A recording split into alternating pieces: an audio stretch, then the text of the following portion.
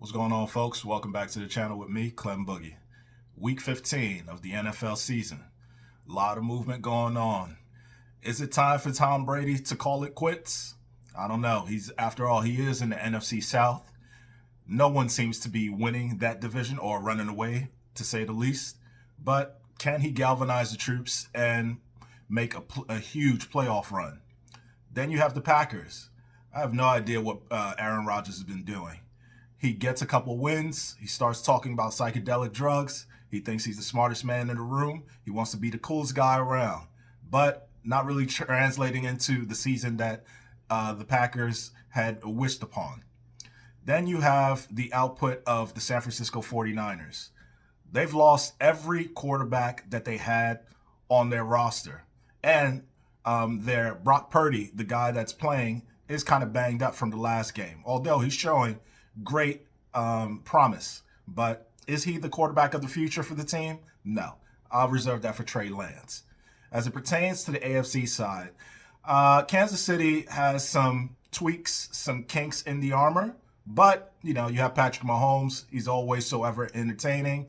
He has a slew of weapons, and they've been doing their thing.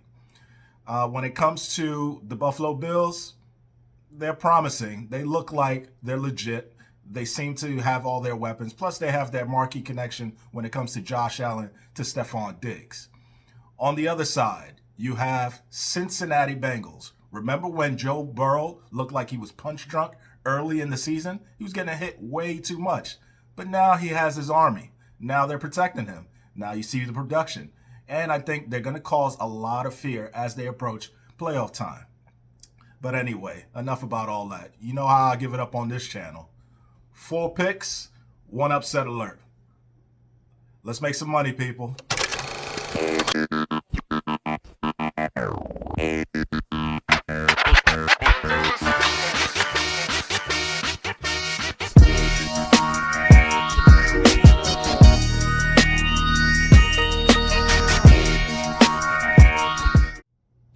First game up are the Miami Dolphins versus the Buffalo Bills.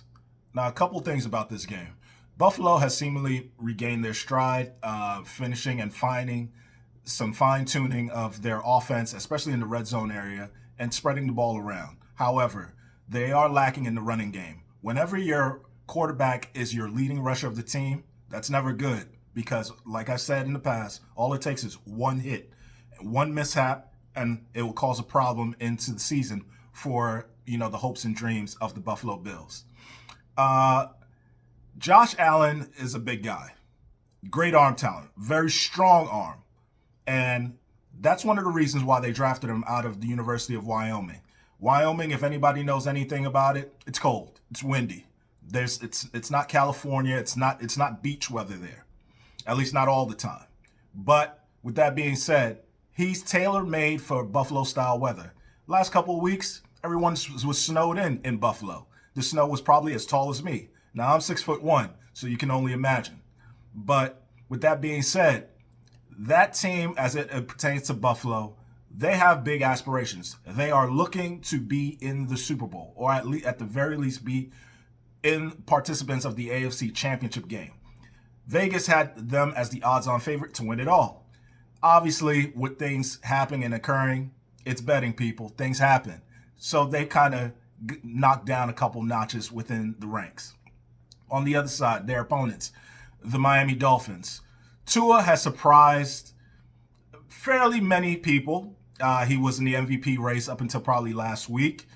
He's been spreading out the ball. I mean, his career was almost questioned early on in the season, around week 2, week 3, when he was taking those hits and he suffered those devastating concussions on back-to-back weeks. But we're here now. He has Tyreek Hill.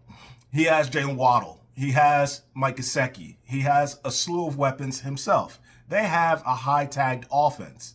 And their defense is, they're subtle. They can get the job done. They can get to the quarterback every once in a while. But that's not what people are knowing or coming to know of the Miami Dolphins. They have a fast-tracked offense. But Miami is not Buffalo, New York. In Buffalo, expect the weather to play a huge part in it. I believe these teams play on Saturday. The weather in Buffalo at this time of the year, winter time, it's cold. I don't think Tua is suited for that weather. I don't think the Miami Dolphins are suited for that weather at all. And so you can expect a very slow-paced game from both sides. I think both will, keep it close to the vest in terms of trying to keep both offenses in check, and understanding that, hey, whoever has ball control might be the winner. So I'm actually looking for the Buffalo Bills to win, but I doubt they cover. I think it's going to be a possession type game considering the weather. So I'm going to go with the under in this game. And the under is at 42.5 points. And that's my pick. Next game up are the Atlanta Falcons versus the New Orleans Saints. These two teams are in the NFC South, a division where it's definitely up for grabs. No one is mathematically eliminated thus far, so they play the games. With that being said, Atlanta has seemingly decided to go into a different direction. They have sat down Marcus Mariota in favor of the rookie, Ridder. Ridder is a talented QB out of the University of Cincinnati. If you watch any of his games, he's legit. On the other side, you have the New Orleans Saints. They've been in basically every game they played thus far of their, helter-skelter lineups, personnel in and out. No one seems to be healthy, seems to be a different tactic, different scheme every week. It's just utter chaos. Very disappointing. Everyone had high hopes for their team, but, things happen. But when it comes to this game, these two teams are both struggling offensively and defensively. You have a young rookie, which is Ridder, playing against a very veteran side defense of the New Orleans Saints. I look for the Saints to really give him a welcome moment to the NFL, and I look for the Saints also to get somewhat back on track. I know it's only one game, but each game counts. In the NFL, you just need to get by week. So with that being said, I'm going with the Saints to cover the spread, and I believe it's at 4. And that's my pick. Next game up are the Tennessee Titans versus the LA Chargers. Now, I don't know what's going on, but the Titans aren't as physical these last couple of weeks. Maybe it's just me. I know King Henry is not slowing down. I know he's no pushover. I know he ain't no chump. But he hasn't rushed for 100 yards in the last 2 or 3 weeks. Something is really concerning because it's either he's not getting the holes, he's not hitting the holes hard enough, or the Titans' offense in totality is just getting too big and too heavy for his strong shoulders. So I ask, shouldn't the Titans change up the scheme, go a little more play action, more bubble screens? They do have some serviceable wide receivers. Why can't they utilize them in the offense? I mean, everybody in the world knows you're going to hand off the ball to number 2, who sits back right behind Ryan Tannehill. But I'm not the offensive coordinator. I'm just a guy with my opinion. On the other side, we have the LA Chargers. Justin Herbert, prodigy, superstar in the making, talented, athletic, prolific. The list of adjectives and, accolades can go on and on and on and on for this young man. He has his weapons back. And believe it or not, the Chargers, when they at full tilt, they ain't no joke. I look for the Chargers to impose their will all over this game, leave their imprint in this game, and I look for them to not only cover the spread, I look for them to simply embarrass the Tennessee Titans. And funny enough, the spread is the Chargers giving 3. I look for the Chargers to cover that very, very easily, and that's my pick. Next game up is the Cincinnati Bengals versus the Tampa Bay Bucks. Now, this is a legacy game. And what I mean by that is you have 2 quarterbacks that mirror each other, or at least used to. One is widely considered the GOAT. The other is a young man who mirrors what the GOAT used to be and when he was coming up through the ranks. And if you're living under a rock, I'm talking about Tom Brady, quarterback of the Tampa Bay Buccaneers, and I'm talking about Cincinnati's quarterback, Joe Burrow. As it pertains to this game, Cincinnati has a slew of weapons all over the place. They have Mixon in the backfield, followed by P. Ryan in the backfield. You have T. Higgins. You have Tyler Boyd.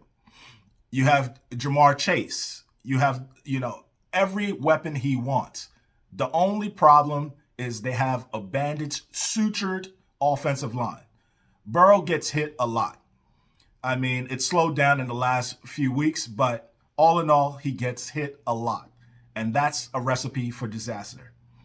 On the other side, you have, arguably what everyone and who, if you're anything or any, savant or anyone that watches and enjoys football, Tom Brady's synonymous with the word GOAT. He is the greatest of all time, at least in that position. He's not much of an athlete, but he's a smart man, very, very cerebral.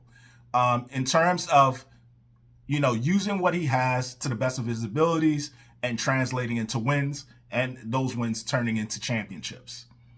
Tom Brady has been struggling this season, ladies and gentlemen. It hasn't been pretty. He's been doing the best that he can. With that being said, he's had to deal with injuries, makeshift offensive line. I don't even think they have enough people to practice on a week-to-week basis. And I'm not trying to be funny, but, he is 45.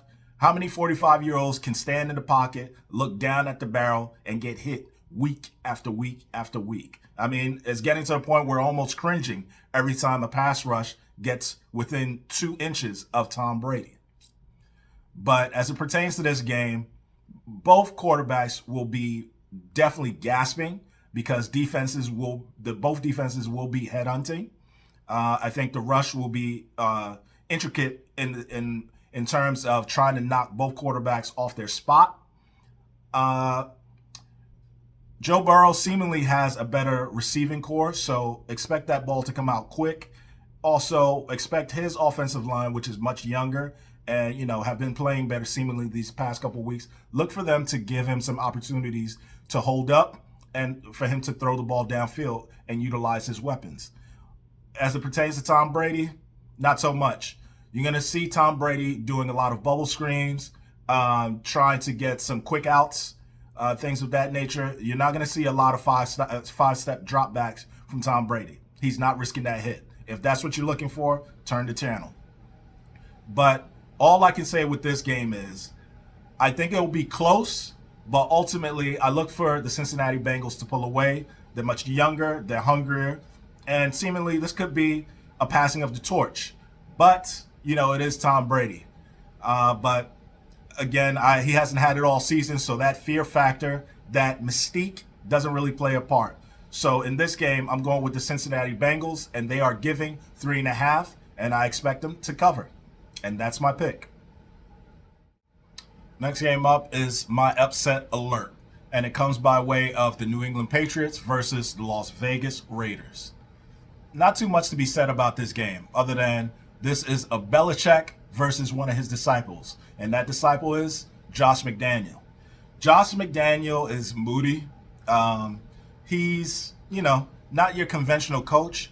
He, lives on a limb, just kind of flies.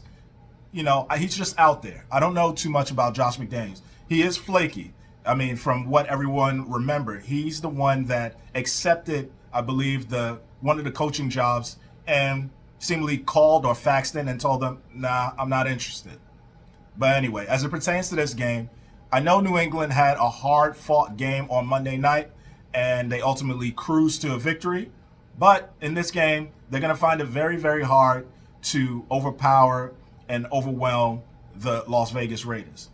Derek Carr, I don't know. He's fallen so far from grace, but he is a quarterback. He is still legit. He is at least top 15, top 20 in the rankings. He does have Devontae Adams. He does have Waller. He does have other weapons that are stepping up week after week. And he also has Josh Jacobs lingering in the backfield. As it pertains to New England Patriots, they're just going to make it look ugly. They're going to muck it up. They're going to make you do what you don't want to do. They're going to take your best asset and, shut it down and make you try to figure out other ways to be effective. Figure out ways to execute your game plan, which many have failed, and we're talking about going into 20 plus years. But that's just the New England way. As it pertains to this game, I'm looking for the Las Vegas Raiders to upset the New England Patriots, and I think this will be one in the last 5 games that a Belichick disciple has defeated him. And that's what I'm looking for Josh McDaniel to absolutely do. I think it's one of those situations where Vegas has much more offense at their disposal as opposed to the Patriots, where they're reliant on the their running backs, who are both seemingly injured or at least dinked up, and they don't really spread the ball. I think they're very good at utilizing the tight end position, running down the field. They utilize mostly their tight ends for blocking purposes, and they try to get Mac Jones to throw quick outs, crossing patterns, and also slants. That's where their explosive plays tend to come through. But like I said, as it pertains to this game, I look for Vegas to expose that and for New England to play catch up, which we all know they can't because their offense is not predicated on that. So with that being said, my upset this week, I'm taking the Raiders to beat the New England Patriots flat out, and that's my pick. So now you have 4 picks, 1 upset alert. Hey, if you haven't already, subscribe, comment, like. It helps me out. It helps the channel out. It helps get out the word. All I'm doing is giving you some gems for a lot of these games that are being played. I'm not charging you like most content creators. I don't believe in that. These are games. You are doing this on your own volition. It's a trial and error. You can only get better. So with that being said, I'll check you out next time, and you're here with me, Clem Boogie.